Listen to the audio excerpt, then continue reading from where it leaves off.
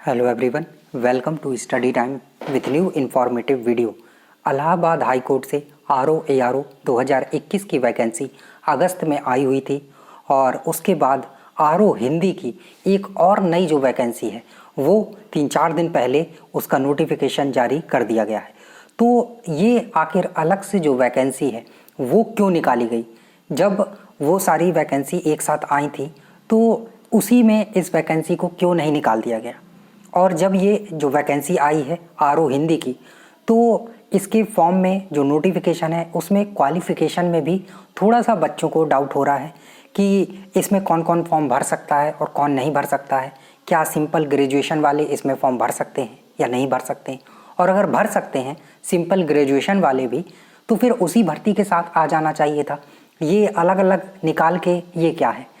तो देखिए, आप सभी ने देखा होगा कि जो RO हिंदी की जो वैकेंसी आई है उसमें सारी चीज़ें सेम है, बस अंतर है तो उसमें एक स्टेज 2 जो है वो एक्स्ट्रा जोड़ दिया गया है। यानी कि आपका प्री वैसे ही होगा, टाइपिंग वैसे ही होगी, बस स्टेज 2 एक्स्ट्रा जोड़ दिया गया है।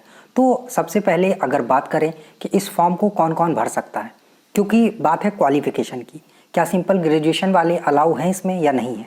तो देखिए, सबसे पहली चीज़ है कि यहाँ पर जो है लिखा हुआ है कि bachelor degree from a recognised university established by law in India, और फिर इसके बाद और लिखा हुआ है, यानी कि या फिर आपके पास ये क्वालिफिकेशन होना चाहिए और इंटर में, ग्रेजुएशन में आपके पास इंग्लिश और हिंदी दोनों सब्जेक्ट होना चाहिए।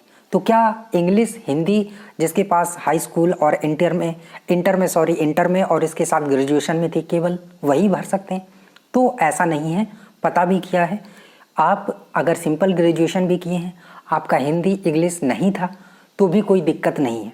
सिंपल अगर आपका ग्रेजुएशन था तो आप इस जो फॉर्म है इसको भर सकते हैं, लेकिन प्रेफरेंस उन्हें ही दिया जाएगा जिनका इंटरमीडिएट में और इंग्लिश रहा होगा, हिंदी रहा होगा, और ग्रेजुएशन में प्रेफरेंस उन्हें ही दिया जाएगा।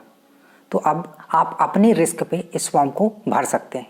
अगर आप चाहते हैं भरना तो भर दीजिए, बट जो मेरा मानना है कि इस फॉर्म को भरना चाहिए या नहीं भरना चाहिए, तो वो मैं अभी आपको आगे एक और चीज़ बताऊंगा, उससे आप देख लीजिएगा कि आपको इस फॉर्म को भरना है या नहीं भरना है। बात थी क्वालिफ़िकेशन की कि सिंपल ग्रेजुएशन वाले भर सकते हैं या नहीं भर सकते हैं, तो बिल्कुल आप भर सकते हैं, सारी चीज़ें वही हैं, बस हिंदी और इंग्लिश जिसके इंटरमीडिएट और ग्रेजुएशन में था उनको प्रेफरेंस दिया जाएगा।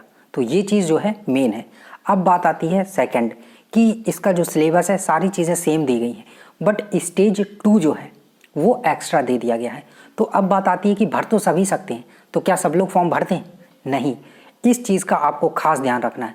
प्री तो आप मान लीजिए बहुत अच्छे पढ़ने में क्वालिफाई कर लेंगे, स्टेज 1 में ही आप टाइपिंग भी बहुत अच्छी कर लेंगे, 50 ले आएंगे, लेकिन क्या आप ये कर पाएंगे?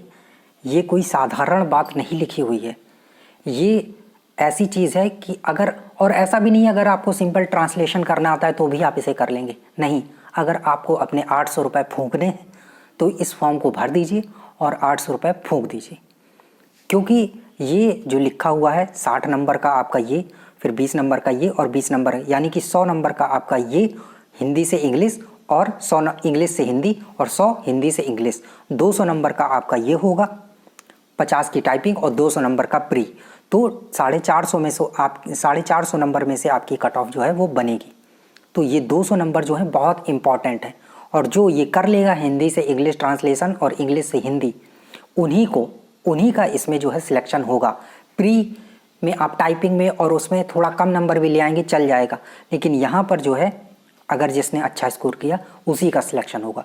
लेकिन यहाँ पर स्कोर अच्छा करना मामूली बात नहीं है, क्योंकि यहाँ पर जजमेंट जो है वो आपसे ट्रांसलेट करवाए जाएंगे, एविडेंस जो है, गवर्नमेंट रेजोल्यूशन, ये सारी चीज़ें, और उनके आपको हिंदी में, ऐसा नहीं कि अपनी भाषा में कुछ भी लिख देंगे, जो हिंदी में होता है शुद्ध हिंदी में वही लिखना होगा, और वो आप लिख नहीं पाएंगे क्योंकि आपने जजमेंट देखते ही हैं, इंग्लिश में देखे होंगे, हिंदी में भी जजमेंट देखिएगा कितनी कठिन क्लिष्ट भाषा रहती है, तो वो करने होंगे।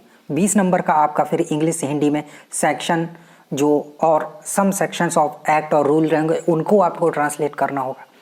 20 नंबर में आपका जो कॉमन एक्सप्रेशन है, cliches ETC which might be met with either or above legal term जो होंगे उनको ट्रांसलेट करना होगा, हिंदी से इंग्लिश, इंग्लिश से हिंदी दोनों में। तो ये बहुत ही मुश्किल है, ऐसा नहीं कि बहुत आसान है।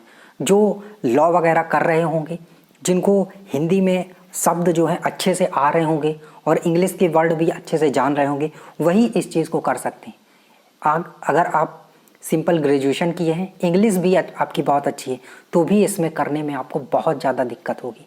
आप नहीं वो वर्ड यूज़ करते हैं, नॉर्मल भाषा के वर्ड नहीं है, नॉर्मल लैंग्वेज के वर्ड नहीं है जो आप यूज़ करके ट्रांसलेट कर देंगे।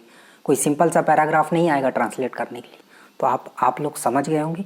तो 800 रुपये ना फूकें, मेरी आपको यही सलाह है कि ये फॉर्म भर के आप अपने 800 रुपये ना फूकें। हाँ, अगर आपका ये बहुत अच्छा है, आपने लॉ वगैरह किया है और आपको हिंदी और इंग्लिश में दोनों में टर्म आपको आते हैं, जजमेंट वगैरह के, गवर्नमेंट रूल्स वगैरह के, तो आप निश्चित तौर पर इस फॉर्म को भर दीजिए। बहुत अच्छी वैकेंसी और आसानी से आपका सिलेक्शन हो जाएगा।